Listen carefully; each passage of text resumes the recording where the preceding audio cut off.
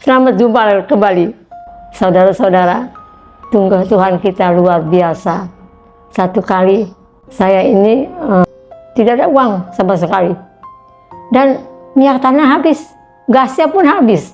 Sisa air minum tidak banyak, tinggal setengah gitu. Anak saya semua pergi sekolah. Saya pikir, aduh, biasanya tuh saya kepo dah nyari apa nih yang mesti dijual.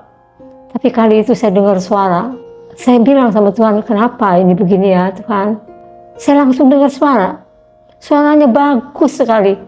Seorang bapak yang mengasihi anaknya. Suaranya bilang begini, berdiam dirilah kamu. Jadi saya sautin, baik Tuhan. Kalau memang saya mesti berdiam diri, saya berdiam diri.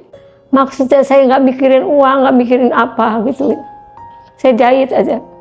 Sebelum anak saya pulang sekolah, tetangga saya bisa kasih satu mangkok oncom yang udah mateng. Tapi oncom itu ada irisan udang kecil-kecil gitu. Dia bilang, ini saya masak kebanyakan untuk kamu. Jadi saya lihat itu oncom di mangkok itu, saya nggak berani makan.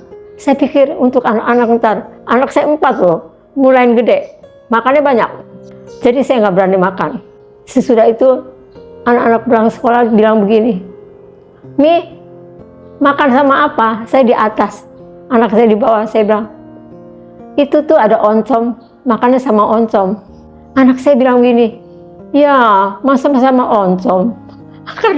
Karena anak saya belum pernah makan oncom, jadi dia bingung makan oncom gitu ya. Tapi heran, suara saya dari mulut bisa mengatakan begini, aduh tadi mami makan sama oncom, enak bener. Mami makannya sampai tambah. Itu keluar kata-kata itu, saya juga nggak mengerti bisa ngomong itu. Tapi saya bilang, minum airnya jangan banyak-banyak. Gas kita habis, minyak tanah juga habis. Jadi sedikit-sedikit. Anak saya untungnya baik semua ya. Mereka menurut sekali akan apa yang saya katakan. Itu juga karena Tuhan juga yang mimpin anak-anak saya dan saya. Saya percaya sekali itu. Nah, menjelang sore, saya nggak bisa ngomong apa-apa. Saya pikir ini uang dari mana ya? Kata Tuhan suruh berdiam diri ya. Jadi udah mau maghrib, udah mau sembahyang sore itu tuh maghrib. Teman saya tiba-tiba datang. Anak saya lagi kumpul. Kalau kita sore itu kumpul anaknya 4, saya di depan suka bicara-bicara gitu. Anak saya datang, teman saya datang.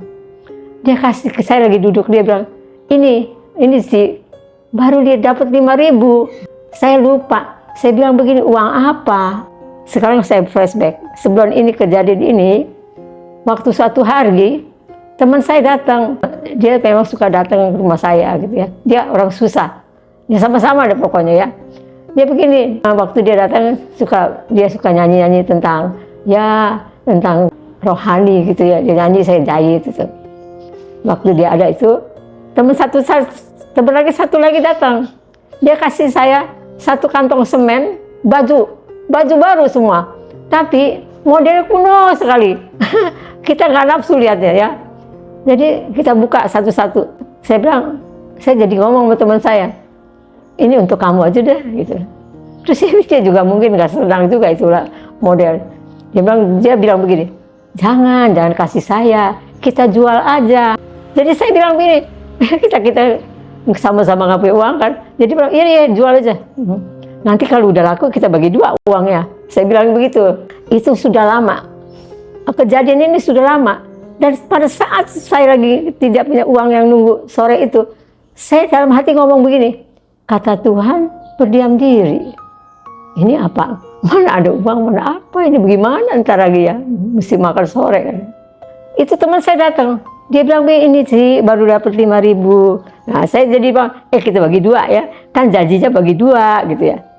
Dia bilang, enggak sih, buat Ci aja. Kan kamu susah, Sian. Saya susah, kamu juga susah, sama-sama. Dia bilang begini, enggak sih, saya susah. Saya nggak punya anak. Ci susah, Ci punya anak. Jadi buat Ci aja. Waktu itu betul Sian, saya bilang, iya. Saya terima uang ini, saya terima ya. Begitu saya terima, saya dengar suara minyak gitu.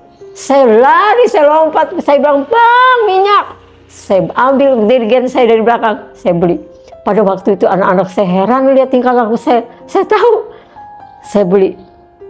Lihat saudara-saudara, Tuhan itu begitu hebat, begitu maha tahu, pengertian, memahami, dan menolong tepat pada waktunya. Jadi saya bisa beli minyak, saya langsung masak air, ya saya bisa masak, ya pokoknya masak air dulu ya, masak nasi di rice cooker. Itulah Tuhan kita, Tuhan sungguh yang hidup. Percayalah kepada Tuhan Yesus. Tuhan Yesus penolong kita. Malah kalau kita percaya sungguh, nanti kita dibawa ke rumah Bapa di sorga. Kita hidup damai, sentosa, senang di sana. Percayalah kepada Tuhan. Saya sampai memuji-muji Tuhan. Saya nggak gampang untuk bilang puji Tuhan, nggak gampang.